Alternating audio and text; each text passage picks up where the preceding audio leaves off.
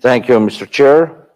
Let me first of all thank the reporter for the preparation of a brilliant report, which is quite topical, especially in the era of combating coronavirus and in the millennium of the development of the new sophisticated technologies. Ladies and gentlemen, yesterday we commemorated the victims of Holocaust. Unfortunately, we didn't address the issue properly here. Current problems we face, pandemic, high tech, and the other one somehow became the mainstream of our yesterday's discussions. Nevertheless, we shouldn't forget that the Holocaust affected almost all the countries members of the Council of Europe.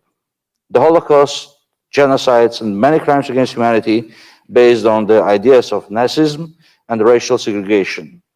We shouldn't forget that the racist theories, ethnic hatred, hate speeches, dehumanization, and stigmatization make those crimes possible. The killing of George Floyd once again reminds us about continuing need to combat racism and intolerance, manifestations of which from time to time we face in Europe.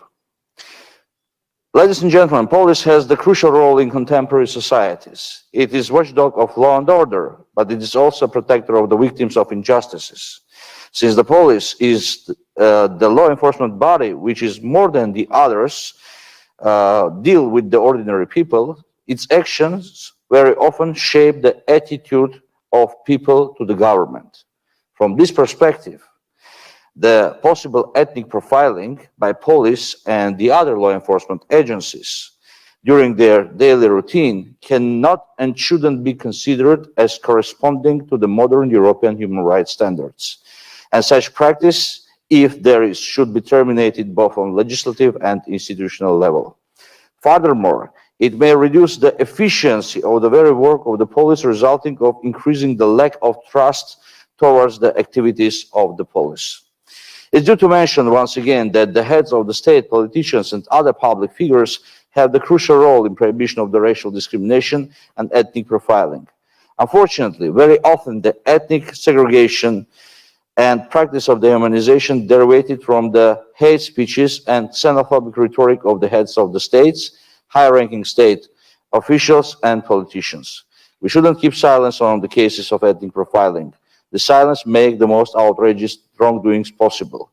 Zero tolerance towards any manifestation of racism and ethnic hatred should be provided all across Europe. Regular trainings of the law enforcement officer, permanent dialogue between the police and ethnic minorities, relevant NGOs are the important measures of not allowing proliferation of ethnic profiling and other manifestation of the racial discrimination.